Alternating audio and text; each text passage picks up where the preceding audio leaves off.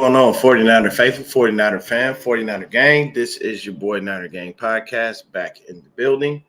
So, so definitely hit that like button, hit that subscribe button, turn on and post notifications so I can keep you up to date on any and everything San Francisco 49ers. With that being said, let's get right on into it, man. It has been a tumultuous last three games. Everyone is frustrated. Good morning, Mom. It's been very frustrating. Lots been going on. But hey, man, we figured it out. We figured it out. Now, I know a lot of people, content creators, people in general, said that it doesn't matter that Steve Wilkes comes down from the booth. Sure looked like it mattered yesterday. He was able to be there to congratulate players when they made good plays, coach them when they didn't make good plays, talk to them, get a better perspective. You saw him talking to the players the whole time. Like it was just, to me, it just it looked better from an optic standpoint. It looked great. And I think that we made a great decision asking him to come down. Hopefully he stays down there. We don't know if this is something permanent or if he's going to go right back up to the booth. But I like it. I like it a lot. And excuse me, with the culture that we have and with the way that we built this team, you definitely always want to make sure that your DC is right there. That's just what they do with us. You know what I'm saying? That's just how we move. That's what we do. And that's how our team is built. We like the guys to be right there on the sidelines so we can talk to them, figure out what's going on, and see how things went. Now, I didn't expect yesterday. Yesterday was a straight up beat down of the Jags. I honestly expected it to be a little bit of a lower scoring game. And I honestly expected us to be, maybe like if we win, it was probably going to be like a 13-10 type game because both defenses are formidable. But we did something that hasn't been done to the Jags in a while, and I believe it was one of the other AFC teams that got them like that. Good morning, Miss Debbie. She says it's 6:15 here in California, but I'm here on this Victory Monday. Blessings to everyone. Thank you so much for joining me, Miss Debbie. Yeah, it's very early. You know, we're an hour ahead of California now. So, good old daylight savings came in, but we came in and punched the Jaguars straight in the mouth. They had no hope. There was nothing they could do. Shout out to my boy Breezy, man. I saw him on IG at the Rush podcast thing, performing the Faithful to the Bay song, man. That goes hard, and he went out there. He did his thing, man. Shout out to the man Breezy for getting out there on the stage and rocking with the crowd, man. But the game was definitely – once again, something I didn't expect. I expected both defenses to fight a little bit harder, to do more. But it seems like our defense was the only one that showed up because we had the Jags number all day long. And I definitely know there was some formidable talent on that Jags defense. And I guarantee you they didn't expect what was going on. Brock Purdy made some serious throws yesterday that reinvigorated my faith in him because those last couple of games, buddy, it was not really good. And the one thing that I'll say is the fan base is I think all of us at some point are hypocritical because, when it comes to Brock Purdy, it's like when you talk about him doing something wrong or, him possibly not being the guy or something, there's always a pass. It's, well, man, he's still a rookie. He barely played his first season. And, there's always a pass. There's always some kind of excuse for him. When he does something wrong, it's like holding Brock Purdy accountable is a negative thing. We held everyone else accountable, so I don't understand why Brock Purdy is above reproach. We got a head coach out here just screwing off picks like this because he can do it. He literally has full autonomy in that building. I agree with what Joy Taylor said. Shanahan can do whatever he wants without question. There is no in and out. Let me close this window, man. Landscape. I don't need them destroying my stream with all that noise. And I wanted to see it go forward. And, the crazy thing is while people were mad at me and everybody would talk crap to me about things I was saying about Brock Purdy and how I was pointing out his inefficiencies and, 3 TDs, 6 interceptions, in those last 3 games before this one, that's not a good look. Everybody was like, oh, just, leave him alone and this and that. And no. You don't get a pass. I don't care if you're a rookie. You went on this magical win streak. People figured you out, and it slowed down. That's worth talking about. That there is a reason to, be a little worried when a quarterback has a streak like that. I don't care who it is. You could be Aaron Rodgers. You could be Tom Brady. You could be Peyton Manning. You could have been Drew Brees. You could have been Warren Moon. You could have been Doug Williams. You could be Russell. I don't care who you are. If you have a streak like that, it's not a positive thing, period. So, it, and and of course I brought up that situation, where I talked about it, with Trey Lance and everything. He's on to being a Cowboy and whatnot, and it's fine. I don't care. But I did just use it as an example. Like, hey, you brought this kid in, and this fan base just had no faith in him. Didn't even want him on the field. Called him trash, called him garbage, ready to throw him out. And so did the head coach. Felt the same way. But, we all know how I feel about Kyle and black quarterbacks. He just don't like him. So that makes no difference. Trey's time here was going to be limited, and it is what it is. But, everybody got on me about talking about Brock Purdy. Here's the problem. If Brock Purdy screws up, I'm going to talk about him. If he makes mistakes, I'm going to point out those mistakes. The man is not above reproach. Nobody in this organization is above reproach. You know what I'm saying? The only people that can do whatever they want seem to be John, Kyle, and Jed. At the end of the day, if something happens where we have guys that are not playing up to the standard of the 49ers, I will talk about it. If you don't like it, there's plenty of other content creators. It is what it is. But I'm not the docile content creator. I'm not the guy that just rolls with what the team says. I don't just agree with everything that they do. I don't always think that they have the team's best interest in mind and that they're always going to be perfect. Now, let's get into the positivity of things. Trent Williams was back. Debo was back. We did lose Aaron Banks for a couple weeks, but John Feliciano filled in admirably. We led so well that we were able to throw Sam Darnold and the backups into the game and let them get some reps. They didn't do anything, but we didn't really expect them to do anything. You're in there playing starters and you're playing, and this is backups. If our backups look that good against this Jags defense that's starting, then, that gives us a nice little vote of confidence, so to speak.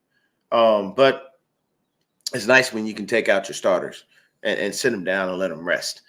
We tried our best at the end of the game to force feed CMC so he could keep that streak going. They knew what was happening, and they shut it down. They weren't going to allow it. Kyle, it's funny how Kyle knew about that streak for CMC, and he was going to try to force feed him the ball and let him get in there and try to get into that end zone.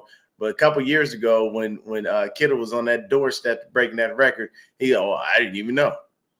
Come on, Kyle, you knew. But it is what it is. But with everybody being back, that's what made the team that much better. Everyone felt good. Defense played amazing, holding them just to 3 points. Like, I really didn't expect us to beat on the Jags like that. I truthfully did not. They had been formidable. We snapped their 5-game winning streak. We were their trap game. And that was what I was hoping we would be. The addition of Chase Young yesterday proved very, very fruitful. Hopefully it continues. I'm very happy with what happened yesterday. And then to take a line from John Lynch, I'm encouraged by Chase Young's play. I'm encouraged. But I need to see more, more consistency. He looked great yesterday. He did. He looked absolutely fantastic. He was great. They showed a couple of videos when the team was getting hyped coming out the tunnel, and he was right there getting his dance on and everything. So it seems like he's ingratiated himself with the team very well. You can tell him and Nick are really good friends because every time they showed a shot on the sideline, those two were right next to each other, just hanging out, talking and everything. So it looked great. It looked great. Yesterday was a fantastic game. Brock Purdy, 19 to 26, 296 yards, 3 TDs, no interceptions. He was sacked twice, but that was going to happen. You know what I'm saying? The Jags defense is extremely formidable. It's still a lot of respect and love to the Jags. They did their thing.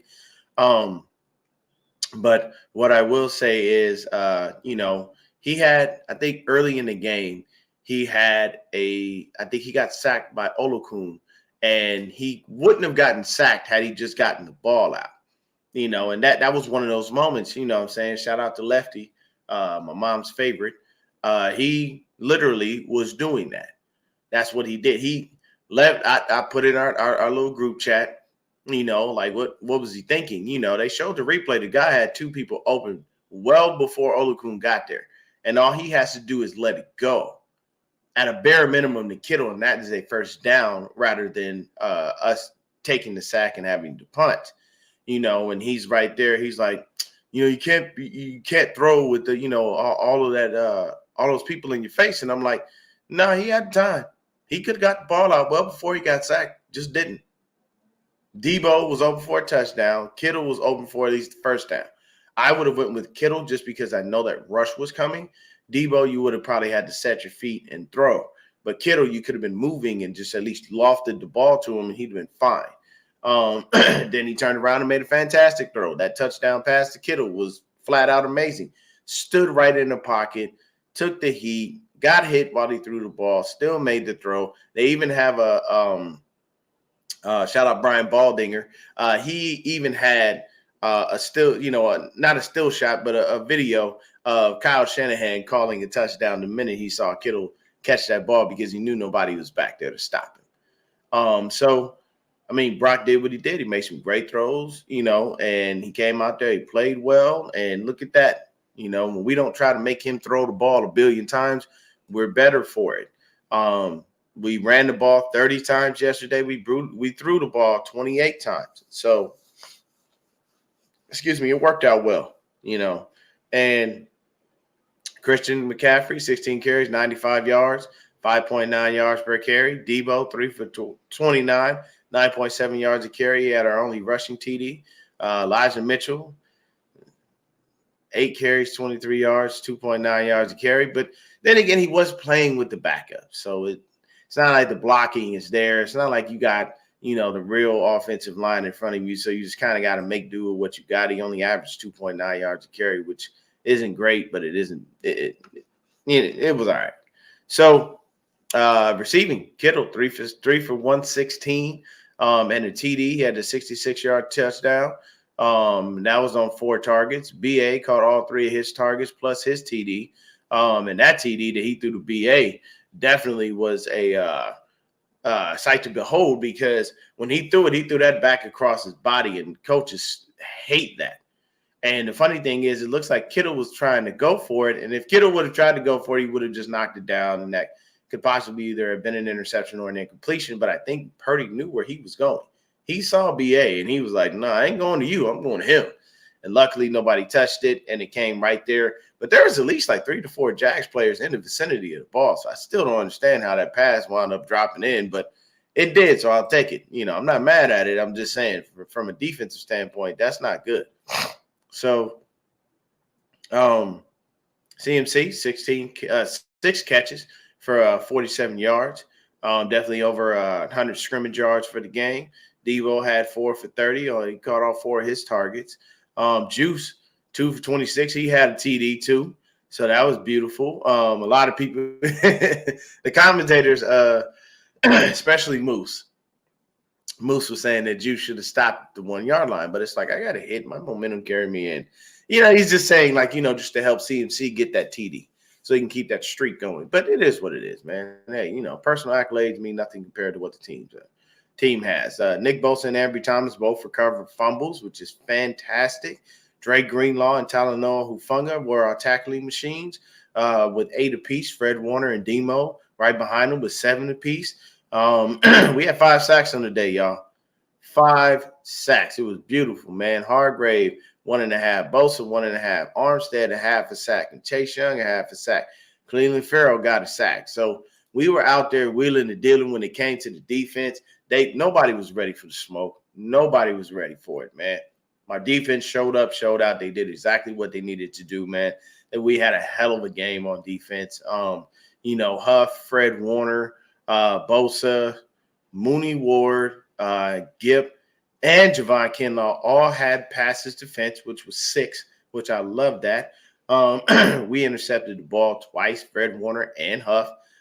Great work with both of those dudes. And I think, honestly, I'm going to tell you right now, I think what happened with Steve Wilkes probably took some time, studied the old film, and figured out how we were using Fred Warner and using Talanoa Hufanga and using all of the talent that we have.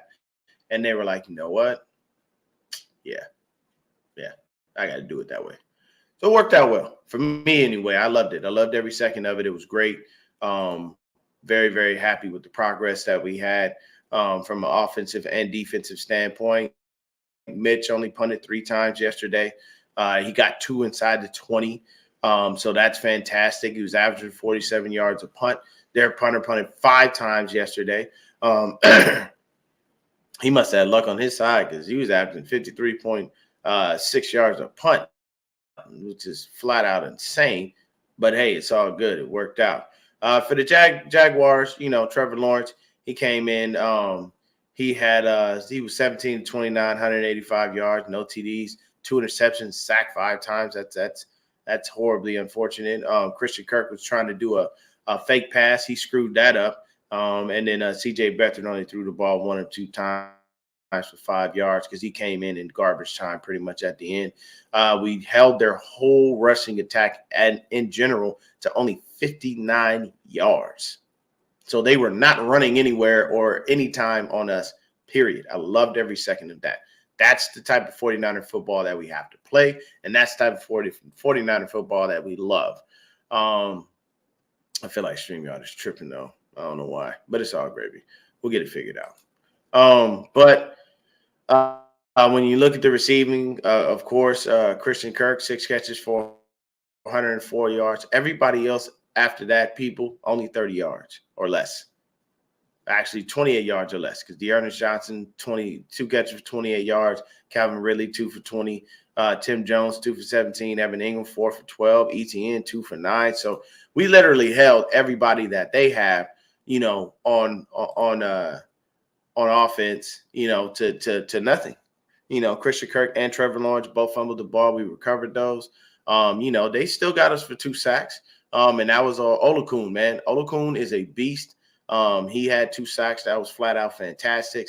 They had 4 passes defense as well. So, they came in and did a little bit. Darius Williams, one of their main guys that did that. He was doing his thing. So hopefully for the Jags, they get back on track and they do their thing, and they continue to try to rise in the AFC and whatnot. But I can tell you right now, it's great for us to get that W. Just in general, overall, we had a great game. Once again, if I had to give somebody MVP of the game, it would be Brock Purdy. He went out there and stood in the face of danger and stood in there and made those throws.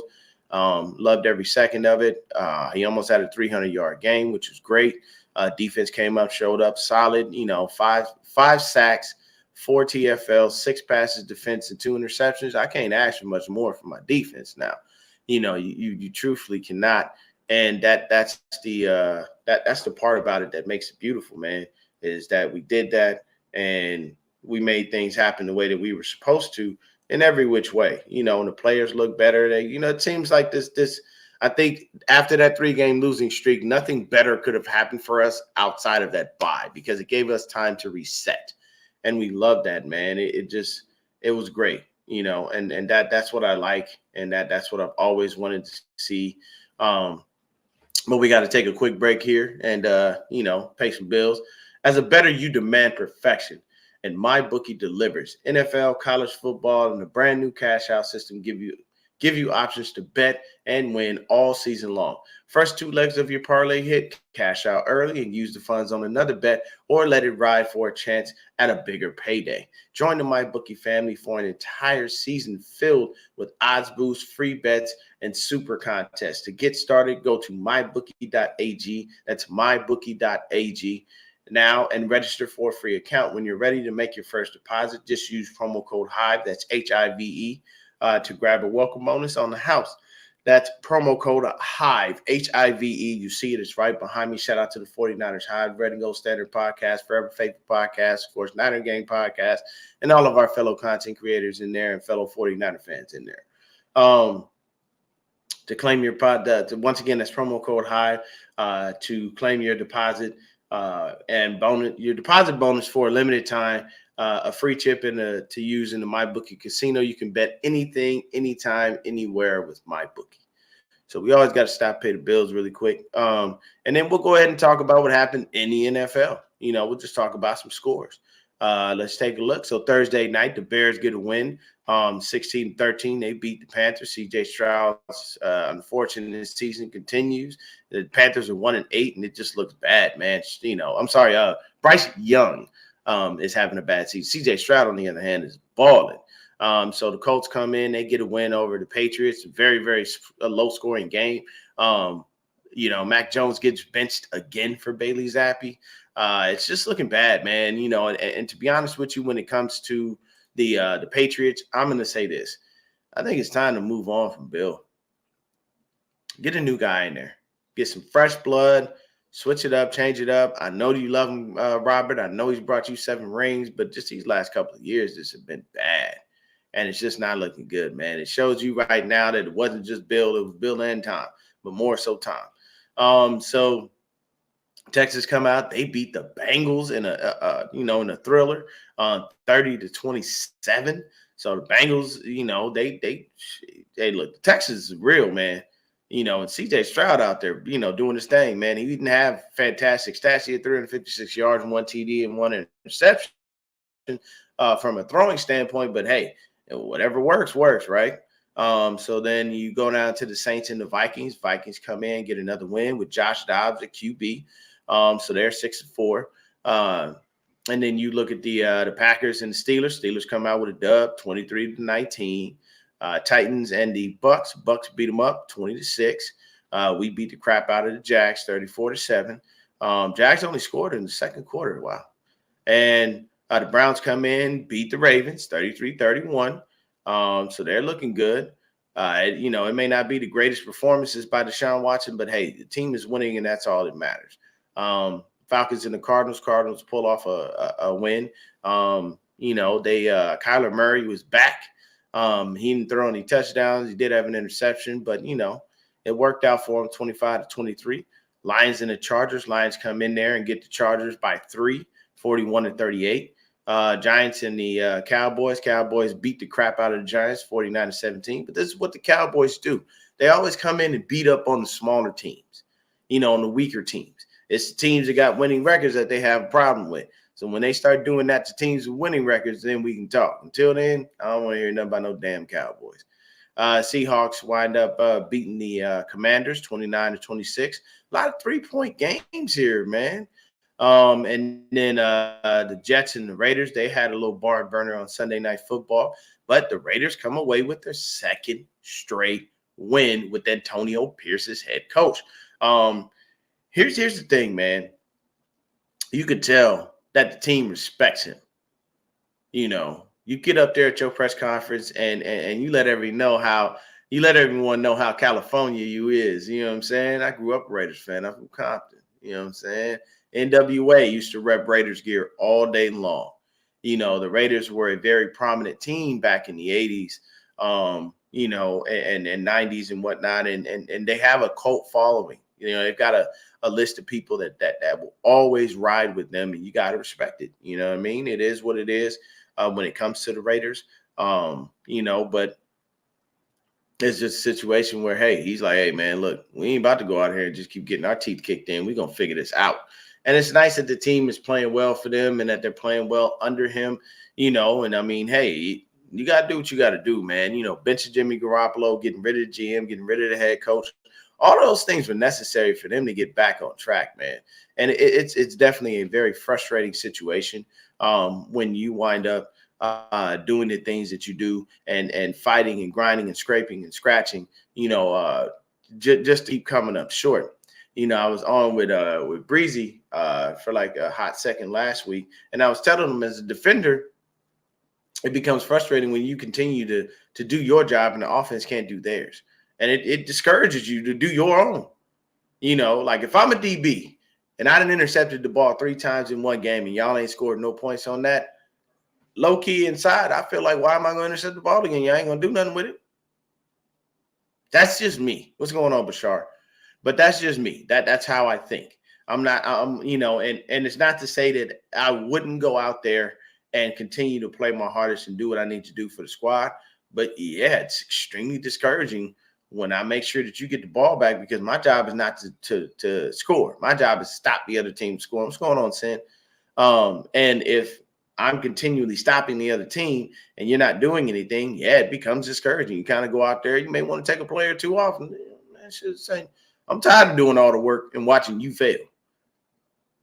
If you don't believe me, I'll give you a prime example.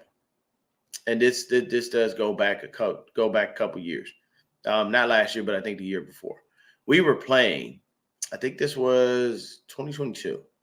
We were playing the Seattle Seahawks, getting our ass handed to us. And the team at that point had just stuffed them every chance they got. Stop, and nothing. Jimmy Garoppolo's out there just failing, falling flat on his face. Jimmy Garoppolo has a phantom calf injury, who comes in and plays admirably and looks very good, none other than Trey Lance. So it's just like that's a moment for me to say, hey, man, it's a lot, and team look now like, all right, yeah, we definitely got to try to get the ball back. Now we got a fighting chance. We have somebody who's actually going to do something versus a jackass who can't do shit. It sucks. It sucks. I'm sorry. It sucks when you get out there and you watch your team just continually fail when you've been giving them everything that you have. So either way, this game, once again, flat out great work. Shout out to the defense. They did their thing. I've already told you exactly what they came in and did. Man, it just too big of a beautiful thing. When you have 5 sacks, 4 tackles for a loss, 6 passes defense, and 2 interceptions, I don't think you can get much better than that. You know what I mean? It just, when you take a look at everything just seemed to work out in our favor. We did some good things. We had a couple of penalties that did kill a few drives. A couple of penalties I didn't necessarily agree with, but they're refs. They're always going to give them a dang pass, which is stupid to me. We had 20 first down. Jags had 12 in general. 11 passing, 8 rushing for us. The Jags wound up getting the penalty for three first downs off of penalties. Third down efficiency, both teams were 4 for 12. So it shows you defenses were definitely getting off the field on third down. They weren't hanging out too long. We converted 1 or 2 on the fourth down. They tried, but they failed. Total plays, we ran 60. They ran 54. Now, here's where it gets lopsided. We ran 60 plays for 437 yards. They ran 54, which is only 6 less than what we had, and they only had 221 yards. We held them down. We only held them to 162 yards passing. We only allowed 59 yards rushing. So you have to think about that, man. We just literally destroyed them. Time was lopsided. We had the ball 33 minutes and 11 seconds. They had it for 26 minutes and 49 seconds. Now, here's where the negative thing comes in. 7 penalties for 90 yards. That's horrible. We cannot do that. We cannot do that at all. We have to be better. Red zone attempts, 1 of 4. That's really bad. We've got to get better at that. We cannot get into the red zone 4 times and only score once. That don't make no sense. We've got to be able to get in that red zone and make things happen. So, while those things are the things that you can clean up, 7 penalties for 90 yards, the 1 of 4 in the red zone, those are things that we got to make sure we get right, and we do it, in the correct way and get things back, to what we needed.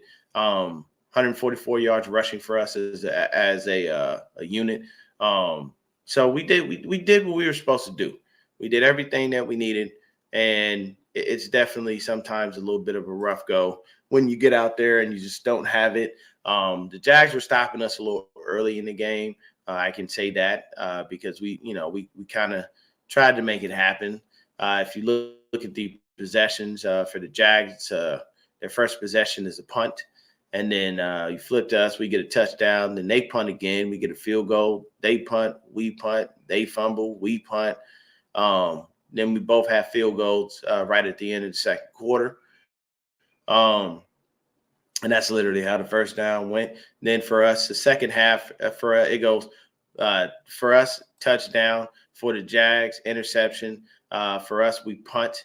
Then they fumble. We score a TD. Interception. We score a TD. They punt. We turned it over on downs, and they punt, and it's the end of the game. So it just shows you that at least we capitalized off of, a couple of those turnovers. So we got a touchdown off of the TD. We got a touchdown off of those things. And yes, yeah, Chase Young, yeah, hey Bashar, you were right to have your happiness and your anxiousness to see him get out there. It was definitely you know, he did his thing. He served his purpose. Chase Young came out there and terrorized that offensive line and did what he was supposed to do. Loved every second of what he was doing. It was great. Me and Bashar were on last week on Bring the Heat, and he was bringing his happiness and his joy for Chase Young, and I was the cautiously optimistic person because I always look at the body of work and I see what you've fully done, not just what you've done lately. And I made the point that Chase Young has never finished a full season in his NFL career. However young it may be, he still had not. So that was definitely something to look into. But either way, we came out there, we punched them in the mouth, we gave them everything we had. Like I said, if I had to give an MVP to someone, it'd be Brock Purdy because he went out there and did his thing. Didn't let any of the noise get to him, and didn't let any of the doubters get to him. He just went out there and played great football. And what happened in this game that I told y'all always happens when we win? We scored at least 30, and Moody didn't miss. Even though for the life of me, he looked like he tried, damn it. And I was really scared because, like I said, I don't like the way he kicks. I truthfully don't. I feel like the way he kicks, he always winds up hooking it in some way, shape, or form. And a lot of his field goals scared the shit out of me because it looks like he's going to kick it all. It looks like he's going to hook it every time. And it scares the crap out of me. And I even saw it with the kicker for the Jags. His kick, his barely got into the uprights. And that his first field goal that he did kick in this game, I was like, yeah, he probably missed that. And so I do like that analogy that I have. If Moody doesn't miss and we score 30, hey, we win games. Until that changes, I'm going to stick with that narrative. Those are the two things that need to happen for us to be able to win games. 30 and Moody missing no kicks. It works out well.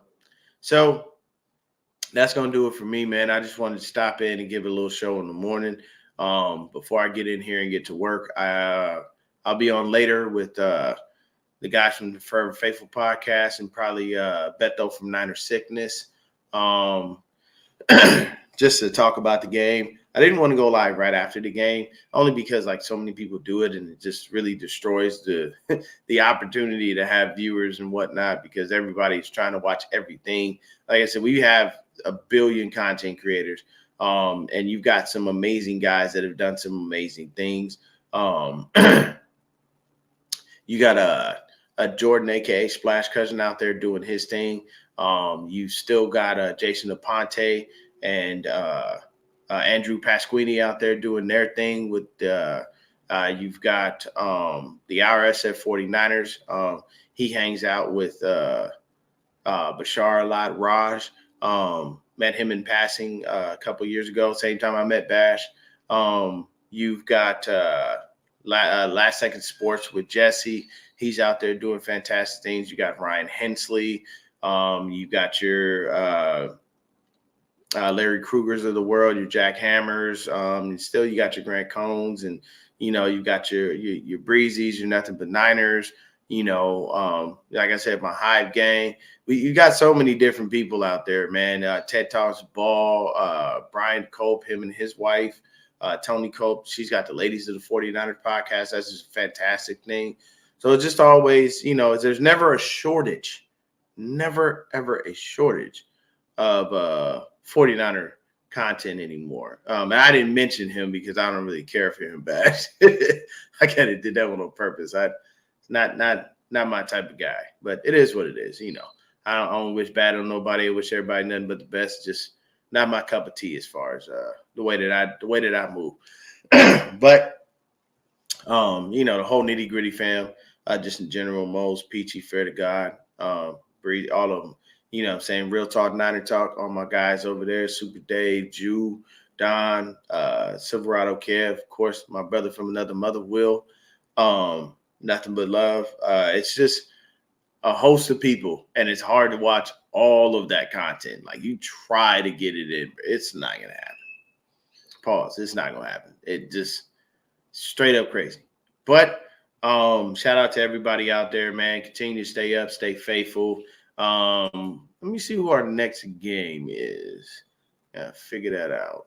Who are we playing next? Because we got the Jags. I think it's Philly, but I'm not 100% sure on that. So let me take a look. This thing will load. No, it's the Bucks. So we got the Bucks, the Seahawks, and then the Eagles. And we're at home for the Bucks.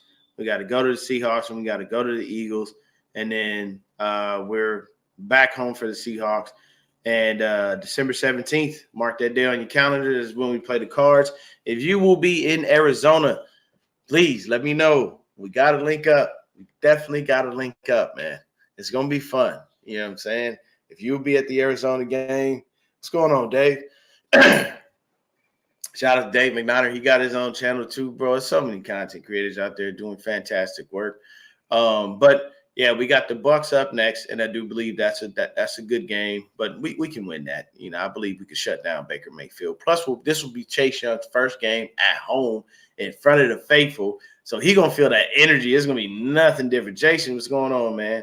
You know, very, very happy about this win. Very, very happy about this next game that we play, man. Going up against the Bucks, they are a formidable team. They just come off their win, so they're riding high. You know, the Bucks are a formidable squad. We'll get into a game preview about them, but that's basically going to be it. You have so many different things going on, and I love every second of it. It's just going to be a very, very good time in 49er land. I believe we got a lot of games down the stretch that we can win. The only teams that I see giving us a little bit of a hassle is when we go to Seattle, and of course when we got to go to Philly. Those two teams are not going to be a walk in the park. It's going to be very, very rough when we play them, because whenever we play Seattle, they always play us tough. They got some formidable talent over there on offense and defense, so we just have to be ready. We got to be ready for Mr. DK Metcalf. We got to be ready for Tyler Lockett, all of those guys. But this week coming up, we got to be ready for Mike Evans and Rashad White and Baker Mayfield and those guys, you know, because Philly is definitely going to that game right there. Whoever is going, please compose yourself. There's going to be a lot of shit talking. Please be able to compose yourself. Keep it to the banter. Don't let nothing get it going crazy. You know what I'm saying? I ain't saying don't defend yourself. I'm just saying just do your best to try to make sure you don't wind up in jail behind something stupid. People are going to be out there. They're going to be running their mouth. We all know how Philadelphia fans are. Philadelphia fans are the worst. They talk the most trash. They act stupid. Hell, they do it to their own team. Like they do it to their own squad. They get out there, and when you start playing bad, it's bad. I wouldn't want to go to a Philly game because I feel like it automatically be a fight popping off. Because you could talk as much trash to me as you want, but some people get a little too aggressive. And I'm gonna tell you right now, where I'm from, I'm gonna need you to make sure that you keep that aggression to yourself. On some real, you know what? I don't want to have to bring the LA out of myself. I never do. I want to leave that locked away in the cage. I want to be peaceful. I want to be happy. I want to have a good time. I want to watch the game, a little back and forth banter. Maybe we have a beer or two, and at the end of the game, we cool. We just talked a lot of trash, and everybody moves on with their lives. That's what happened to me every time I went to a Cardinals game. It was always cool. I'd see Cardinal fans fighting Cardinal fans before I see 49er and Cardinal fans actually get out. But we're deep out here, and it's respected. So if you're going to that Philly game, please just be mindful, be careful, keep your head on the swivel. You know what I'm saying? You don't know what can happen. And it's nothing against the Philly fans that aren't like that. The unfortunate issue is you guys are outweighed by the majority that are like that. Like, it's a lot of dudes out there in Philly to be on some extra stuff, especially when it comes to the football. So it's nothing against Philadelphia in general, nothing against Philly, but Philly ain't nothing to fuck with. You don't believe me? Will Smith showed you who Philly was when he smacked the shit out of Chris Rock. And Kobe Bryant, God rest his soul, he from LA. He was from Philly. Kobe showed you many times on the court, I ain't no punk. People from Philly is with it. They with the shits. So you just got to keep your head on swivel and be mindful, man. You know what I'm saying? Philly cats is really with it. They not playing no games. So like I said, just, for everybody in general, man, just kind of keep it to the game, keep it a buck. Don't take it further than it needs to be taken. But, hey, if the smoke come your way, you got to handle your business. That's what my pops taught me. You try to avoid the fighting in every which way that you can. But, hey, if it comes your way and somebody swing on you, you got to do what you got to do. But in the show on a great note, we came in there. We kicked him. We kicked him in the face. Yeah, man. Oh, yeah. Man, ain't nobody. And Will, I have no questions. Will want the smoke. That's my guy. You messing with Will, you messing with me. That's my dog. You know what I'm saying? But we came in there to the Jaguars' house, punched him in the mouth. You didn't hear Duval not once. It was beautiful. We did what we were supposed to do, man. We shut him down. Sunshine got shut down. You know what I'm saying? This wasn't a moment for remember the Titans and none of that. But, hey, we did it. That's great. Let's get ready for the Buccaneers. Take a day off, get some relaxation in, get your massages, do all, hopefully these players are doing all of their body maintenance and stuff like that. As when Kittle said, it feels like you've been in a car wreck after every game. That's a lot of work to be doing. But either way, I will always maintain that the 49ers are definitely one of the best teams in the league, and we will continue to be one of the best teams in the league. We had our little streak where we wound up, taking a couple L's, and it definitely scared the crap out of me. And I definitely didn't like the way our quarterback was playing, but he came back, showed up, showed out. Seems like he got his head on straight. Seems like Steve Wilks got his head on straight. I don't hear nobody call it for his job now. Remember, Saleh didn't look that great his first few seasons. Neither did, and D'Amico probably looked the best out of all of them. But we have to have patience with everyone, man. You know what I'm saying? We can't just be kicking people to the curb because we don't like what's going on or we don't like their methods. We have to give everybody time to grow and develop. You give Brock Purdy time to throw more interceptions and touchdowns in the 3-game losing streak, and you're okay with him. You need to give Steve Wilks time to figure out things that's going on with the defense and make the adjustments he needs to make. Y'all see it scroll down there on the bottom of the screen. If you do, if you can, and if you are able, please support the channel. You go right there, patreon.com/Niner Gang Podcast. And you can support the channel. We'll do much more. We'll start getting things in, and I'll make sure that we get back to streaming everywhere very, very soon. We're going to get that right back on track. We're going to get back to streaming on Twitter and Facebook and continue to open this up. If you want to laugh, if you're looking for some laughs, man, and you're looking for a good time, please, by all means, head on over to my Instagram page, 49er Dion, man. It's unapologetically me. I do voiceovers on videos all the time, man. I'm thinking about, starting a TikTok and possibly doing a little bit of stand-up. I like making people laugh. It's a good thing. And I'm really good with impressions. So, if you want to go ahead and throw out, anything, 49er_Dion on Instagram. And I'm there, man. Check the videos out, bro. Your boy's doing some good work. Things are looking very, very good for me. But I appreciate everybody for stopping in and talking Niners with your boy. Everybody stay up, stay faithful, have yourselves a wonderful day. I know it's a Monday and it's the start of the week, but we're going to make it happen, Captain. Be easy.